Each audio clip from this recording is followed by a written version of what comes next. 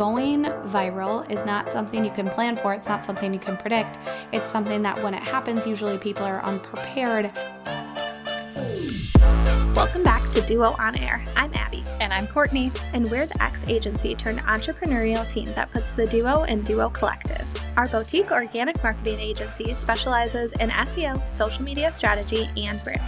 We're an everyday pair of business besties / marketing experts obsessed with helping our community learn more about what it takes to run a business. Which is why on Duo On Air, we're not holding anything back. We're giving you all the info we know about how to grow your business organically so you can be the confident CEO you were made to be.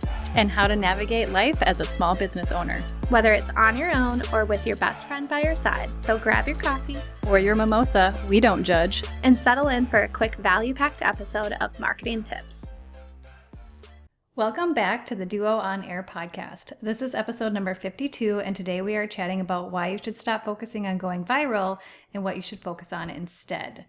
But before we dive into that, we just kind of wanted to share something with you. This is our 1-year podcast anniversary. So a year ago today, we started recording this and we really kicked it off. We have had so much fun with this podcast. It's kind of been our business baby and something that we really are proud of and that we cherish and that we love to do for you guys. And we've gotten a lot of really great feedback on the podcast. So with that, we kind of wanted to celebrate a little bit and share some of our highlights over the course of the year and this podcast. One of them being that we have 52 weekly episodes launched. We have almost 10,000 downloads at the time of this recording, so who knows, maybe we will have hit it by now. Yes. We've been a guest on 7 podcasts to date, and this is a number that we're very excited to grow in the next year. We have won the Best Business Podcast from Quill in 2022, and we're super excited to do that again in 2023. Fingers crossed. Woo-hoo. We made the top 5 for Best Podcasts in Twin Cities Collective, which is a local community here in Minnesota. And this one is probably like the proudest bullet that we have in here, but we actually peaked at number 12 on the marketing charts for the United States, and we've hit a variety of other lists in other countries, which is also just so cool to see people listening from all over the globe. So thank you for being on this journey with us. Yes, absolutely. We hope that you're celebrating with us. Yeah. It's also it's just such a proud accomplishment. Like, I think we have heard so many times too, and we even get these little messages, like Podbean is one of the platforms that we use to host our podcast. And we get this message where it's like, most people don't make it to 10 episodes. And they have these little badges, like once you hit something, just to be like, you did it. Like, you made it past what most podcasts don't even make it to. And we are just so proud of this. It's a lot of work. It's a lot of work to record these episodes, to then edit them, to create show notes, to then create worthy content that you guys actually like to listen to. And not only is it a lot of work, but we also love it. And it's not something we want to stop anytime soon. But we're just very proud of this little podcast. Yes. Not little, big. So, and if you ever hear, if podcasts are something you've been wanting to dig into, you've likely heard us talk about this over and over and over again on our own platform about how the content creation for podcasting, although it's work, it is one of the easiest forms of content creation we've ever done. You don't overthink it. You just hit record and you go. And that is the mindset we've had with it. And if that's the way that you like to work, you can absolutely do that too. So it's definitely something where the podcast world isn't going anywhere. And I anticipate people will continue to like to learn by listening to content. Yeah. And I think it shows that realistic and authentic side of your business. It's nothing that's super scripted. We've talked about this before. It's more conversational, very, fluid, very organic. It's nothing that, you're not trying to abide by all of these rules like a perfect Instagram grid or the perfect written blog. It's really just conversational and just us kind of giving you the education that we have and laying it out there for you to listen to and hopefully learn from. So I think that's something that people crave a lot too now, is that authenticity and just those real conversations versus something so structured. Yeah. So we wanted to talk today just a little bit about the word viral and also why we kind of don't care about it at all. So we have heard that over and over again in our agency days. I mean, we were tasked with marketing briefs that would literally say, we want this to go viral, create a social media campaign that goes viral, create a video that goes viral. And it's not something you can predict. Going viral is not something you can plan for. It's not something you can predict. It's something that when it happens, usually people are unprepared. And it's just a situation where you're kind of putting all of your eggs in this basket of like, I hope this works. And there's no goals, there's no reassurance, there's no confidence in it. It's just like a really messy way to think about your business. And so we've never really cared about that. And honestly, we've had a couple reels, quote unquote, go viral or viral-ish, that have had a lot of views. That never has equated to anything for a business. No. It occasionally turns over, a handful of followers or a few hundred followers or tons of views. But it doesn't usually convert. No, it doesn't convert. You have to be prepared. When you go viral, you have to be prepared with some type of resource that relates to the content that you went viral on to then capture that audience, because a lot of times on social media, you can't convert it.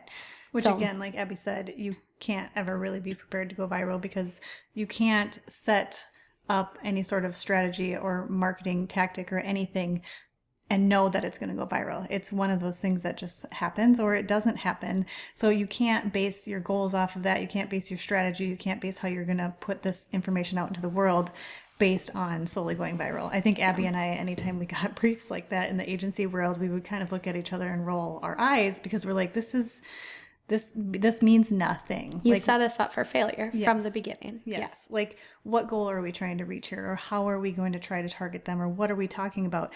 And let's say we do succeed and it goes viral. What are you going to do with that afterwards? Because you might have an influx of things that you have to think about or you have to capture or you have to continue to put out there for your audience based on that viral piece of content.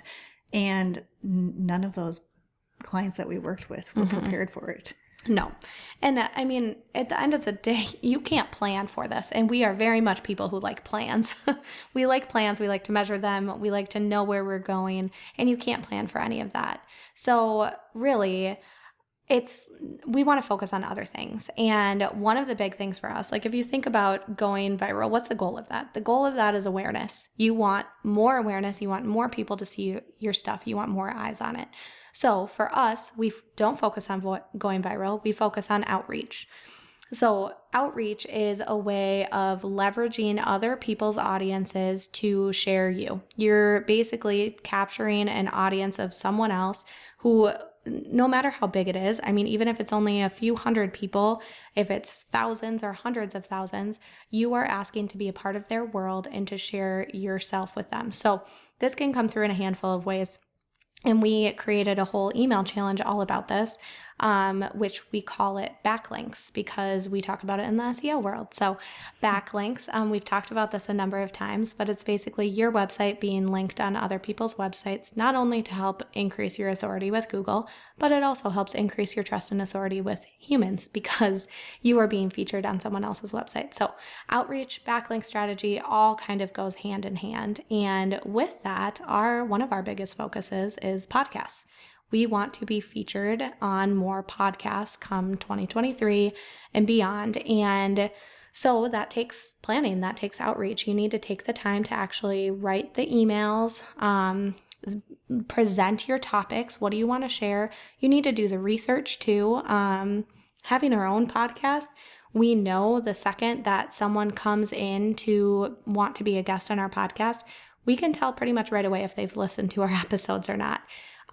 We know from the forums if they've actually took the time to understand who our audience is and how they can better serve them, because that's what it's all about. And so if you are the one doing outreach, wanting to be on other people's podcasts, wanting to be featured on their blog, anything like that, you need to take the time to actually understand who their audience is, why you deserve to be there. That's the most important thing you can do. I think something too that's really important is that when you do these outreach emails and you do reach out to them, you are very specific about what it is that you're going to bring to that audience. Don't talk about you and why you should be on it specifically, but why you're there for their audience. It's why you're going to benefit them versus like just having you on there to kind of get exposure for yourself. You want to make sure that if you want a chance of getting on that podcast, you're bringing some sort of a benefit to their listeners. It's not necessarily about your listeners at that time or you specifically, but it's about their listeners and the benefit that you can bring to them. Yeah, definitely. So one of the things, and this is going viral, right? You can't understand the impact that that's going to have. Is it actually going to convert people or not? You don't know. When you do outreach, you actually have the ability to have a little bit more tangible goals. And for us, it has been, I know a lot of people probably listening have came through this one thing of outreach that happened to us this year, which is awesome. And we love that you're here. It's something where we had this big goal. So we had this big goal in 2022, or even I would say, I don't know, from the beginning of our business. Before we even started. So a lot of you know, we've been featured on Jenna Kutcher's podcast, which was amazing. That was a goal that we had so long ago. We listened to that podcast before Duo was even born, driving into our corporate jobs and just dreaming about what could be. And we knew and you say those questions all the time of like, we've made it when we've done this, right? Mm-hmm. And it's so funny because that was probably one of our things. We've made it when we've hit Jenna Kutcher's podcast. And spoiler alert, I don't know if we've made it. I don't know if you ever make it. No. I think your business and your personal life and everything is always ebbing and flowing, always adjusting, always changing based on seasons. So I don't think there's ever just this one thing where you can be like, and we made it. I think we even talked about it at the time when, like, afterwards, we were like, wow, that was a dream come true. And I think I even looked at Abby and I was like, we made it in this particular part of our business. Like, we made this goal happen. Like, we reached this goal. But after you reach that goal, you're not just like, oh, well, we made it, we're done. Like, we're just going to coast on this, which that's not realistic. So I think you're kind of like, we made it to this one place that we wanted to make it to. Now, what does this next phase look like? What is the next thing that we want to get to say like, hey, we made it to this next level, essentially? Yeah. And there's kind of two things we want to share on this. So one, you probably read the title of this episode and you were like, well, I want to understand that. So we absolutely want to share the results in what happened to us post being on the Goal Digger. But we also want to share how we made that happen because we aren't any more special than you. You also very much deserve to be on that podcast, and you probably deserve to be on many podcasts that you also dream up. And we aren't special in any way. We just knew exactly what content we could bring and why it benefited the Goal Digger audience that we were serving. So we sent an email. Honestly, I went on her website and it was a random day where Courtney emailed me back after I did it and she was like, oh my gosh, you just did that. I was like, I did. I don't know why. I don't know what got into me, but I remember going to her landing page on the podcast. There was a guest application form and it wasn't working. So I was like, well, dang it. Out of all the days. It probably works like 99.9% of the time. I know, out of all the days. And so I was like, well, I already had this in my head. Gonna do it no matter what. So I found her podcast producer's email and I just emailed her directly. And I did what we preach when it comes to backlink outreach and doing outreach in general. And that's saying first, like, okay, who are we? What credibility do we have to talk about this topic? Why does this topic serve your audience? And for us, SEO was something I always personally seeked out on her podcast. I listened to every single SEO episode because I knew I was really interested in that even before Duo was born. So that's something I always seeked out, and there was never enough of it. I always wanted more. And so I was like, well, this is perfect because there hasn't been an episode in so long. I know that it's something she's talked about before, her audience resonates with. She's grown a lot in this category and has that credibility. So how can we come in and be the experts to talk about different things? And that's really all we did, is we pitched it, and we pitched it in a way that resonated to our audience. And a couple weeks later, they emailed back and said, sure, let's do it. And for some reason, I wasn't near my phone and my phone volume was not turned up.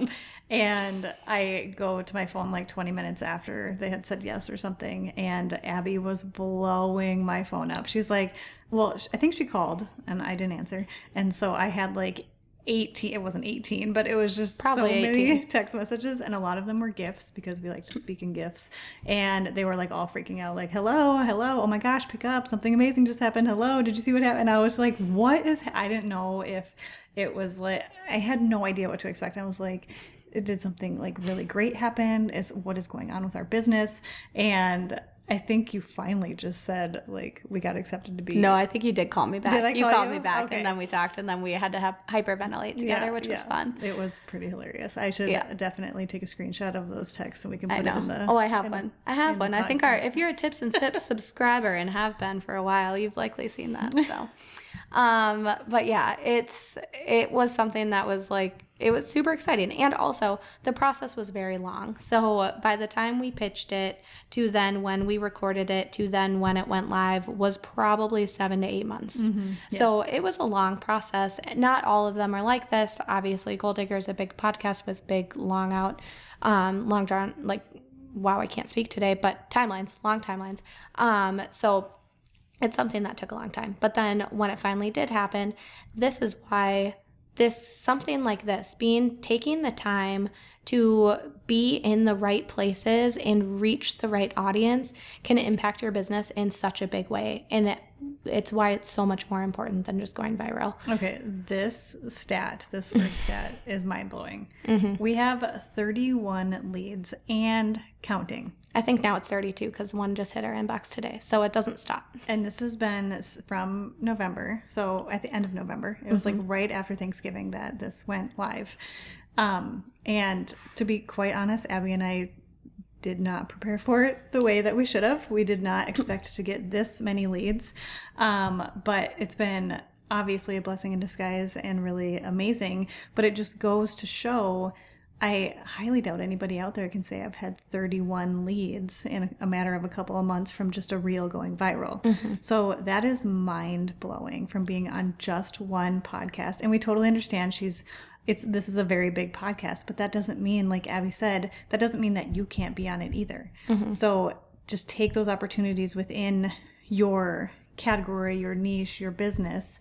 Find those podcasts that, either have a lot of followings or that you are really passionate about, where it makes sense for you to insert yourself and educate their audience on what it is that you do. And you will more times than not see that you get a few leads from that. Mm-hmm.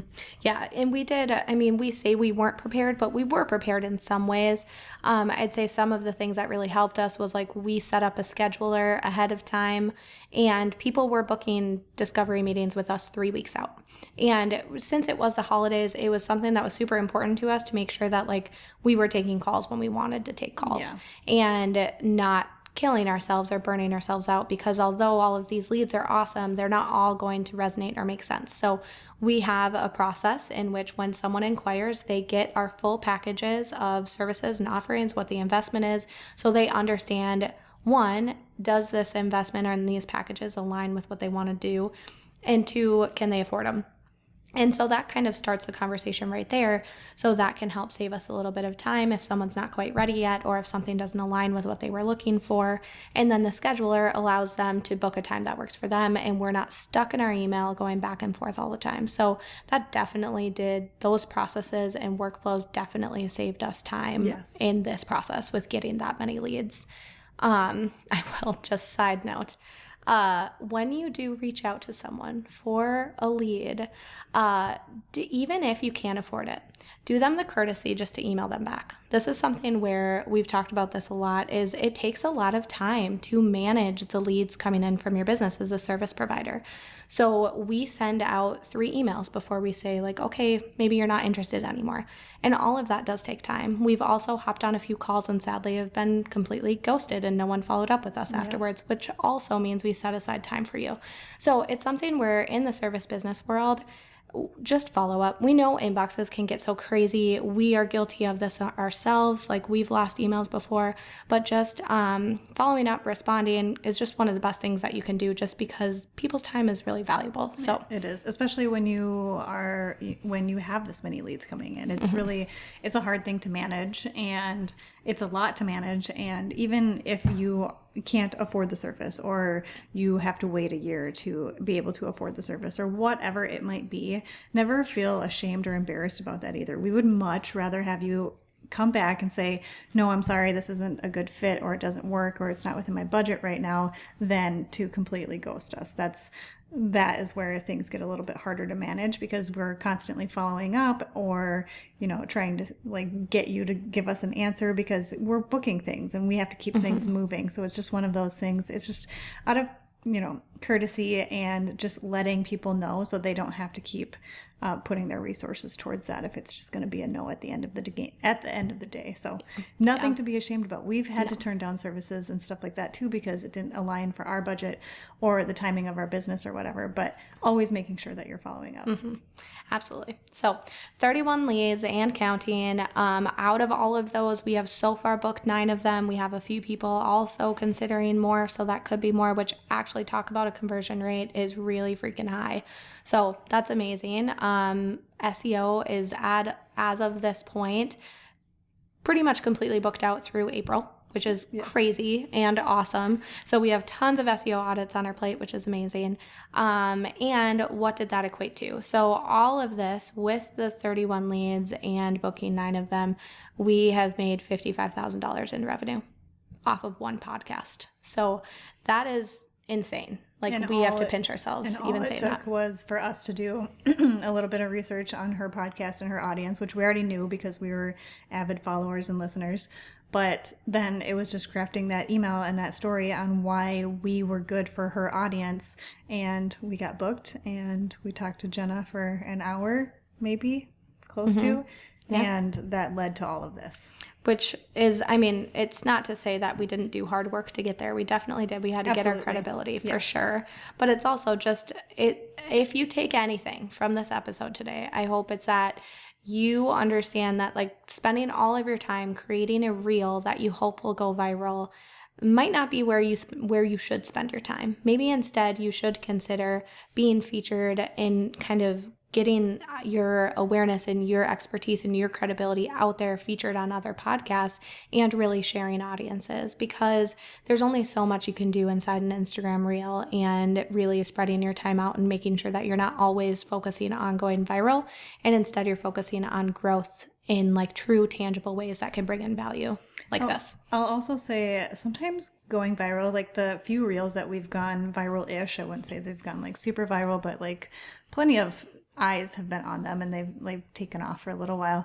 But sometimes you get trolls on those, and like you get these nasty people that are making comments or showing up and not being very kind, and they're just there to be straight up internet trolls. And you'll never have that with something like being on somebody's podcast. You're always going to have leads that are passionate about what they're doing. They're passionate about what you have to offer.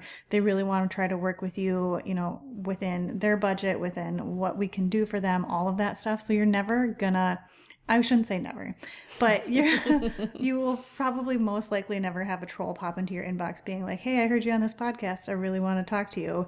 And then you get on the phone with them and they're just like, not great. We haven't like all of these people we've met with, every time we get off the phone with them, we're like, wow, oh my gosh, we hope they sign. They're such a fantastic client. They'd be so much fun. So just another thing to think about, like when you do go viral, you're gonna sometimes run into those nasty trolls, because we have, and that is not fun to deal with. The podcast world is a lot nicer. Yes. So in summary, we hope that inspired you to be featured on some more podcasts this year. We also have our own guest application. So if you are interested and have value to bring to this podcast, we love bringing guests on, sharing your expertise and sharing what you have to share with our audience too. And now you know our secrets of how we choose who to be featured on here. Yes. But we also have our very own template that we've built for podcast outreach. And all of that is inside our backlink email challenge. So we'll go ahead and link that in our show notes so that you can sign up for the 5-day email challenge. That will not only help you understand how to gain more backlinks from an SEO perspective and grow the authority of your website, but doing that, one of the ways you can do that is through being a guest on a podcast, because a podcast is almost always accompanied with show notes, and those show notes give you that backlink and authority. So they kind of go hand in hand, and it's one of our really big strategies. So make sure you check out that challenge and try it out. We'll link it in the show notes. If you like this episode, please be sure to share it with a friend and subscribe so you don't miss any new episodes dropping every Monday. Plus, if you haven't already, please go ahead and leave us a review and don't hesitate to share any new episode ideas. We absolutely love hearing from you and creating this content for you. See you next week.